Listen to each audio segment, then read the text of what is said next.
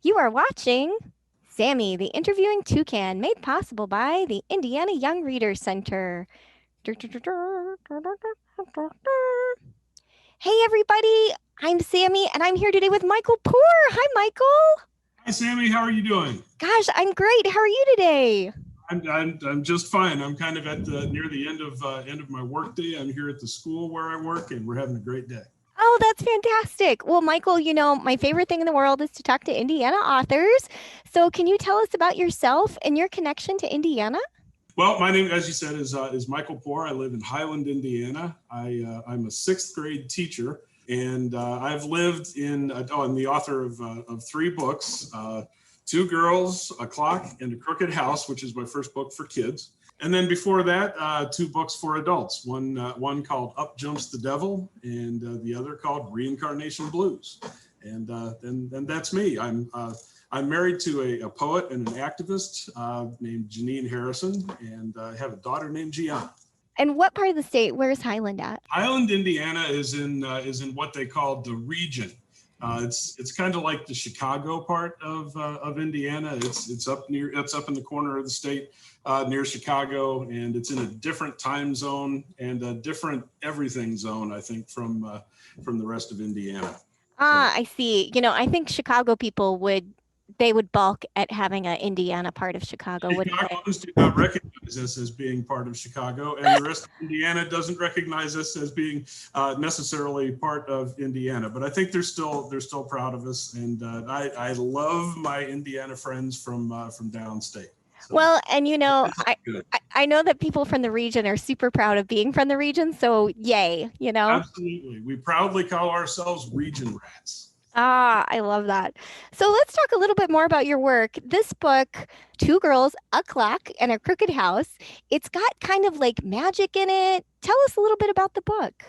Well, one day I was sitting around in my basement. I had an office in the basement, and I've always really liked the book Alice in Wonderland, and it's got an illustration in it of Alice talking to a caterpillar who's sitting on a giant mushroom. And I've always just loved that illustration, and I just kind of got that working in my mind, and I just had an idea of, what if you had these two girls who were friends, and my daughter was much younger at the time, so I had an idea. I wanted to write a book for her and kind of make the main character be sort of like her. She's smart and whimsical and sort of adventurous and everything. So I thought, what if if Gianna, or this character based on Gianna, went into the woods and they had some kind of magical experience, met a magical creature, or something happened, and the story just kind of unfolded from there. Oh, I love that. Are your grown-up books, are they magical as well? The book Up Jumps the Devil is it's a biography of the devil. Only in the book he's not such a bad guy, and he interacts with musicians and politicians, and it's got history in it and things like that. That sounds fascinating. It was fascinating. It was fascinating to write. It got good reviews, and I'd always wanted to write a book about. Maybe this sounds terrible. I always wanted to write a book about the devil ever since I read a story by Stephen Vincent Benet called "The Devil and Daniel Webster," which kind of takes the devil and a historical person named Daniel Webster, and I'd always been fascinated by that story. And then Reincarnation Blues is about a guy who gets reincarnated 10,000 times. So it's got all these different lives in it that he lives. Wow, those sound interesting. Okay, so Michael, can you tell us a little bit about where you are in your creative journey and where do you hope to be someday? You've got three books out. Do you have more that you're working on? What's happening? A lot is happening. I've been working on two books at the same time. Don't ever do that, right? Try one book at a time and get done with it, because it's wearing me out. So one of those is about Captain Ahab from Moby Dick, and it's his biography up until the events that happened in the book Moby Dick. And the other one is called Dead John, and it's a sword and sorcery fantasy. It's kind of like a straight fantasy book. But the main thing that's happening right now, and this is very exciting, is that there is a major television producer looking into developing a TV series based on Reincarnation Blues. And I'll just say they've hired a writer who got some Grammy nominations for working on the TV series Friends. So it's just very, very exciting. And we'll see where that goes or doesn't go.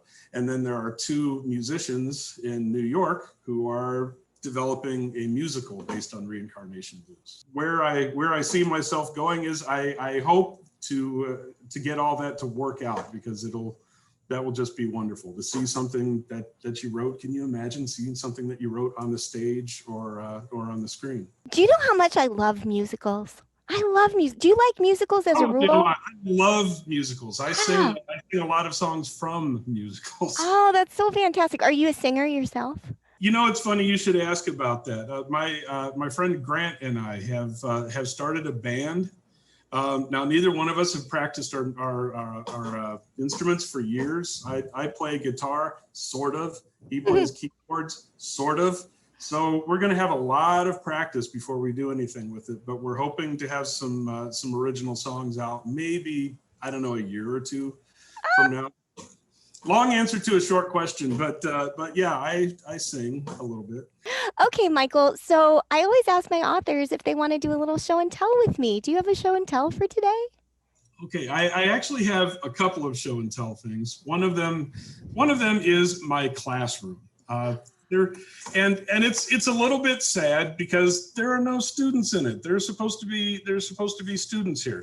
But I see my students every day on screen, and I interact with them, through remote learning. And that part of the day is over at this point, and I'm in my office hours. But the reason I bring up the classroom is when I have the kids back, hopefully next year, this is one of the projects we're going to make, and this is my show and tell object. It's a raft from what I call the Raft Project. And every year at the beginning of the year, we ask the question, could people a few thousand years ago have crossed the ocean on rafts? History is used to the idea that people 500 years ago crossed the ocean in great big fancy ships, but there are a lot of people who think that people might have actually been doing it for thousands of years.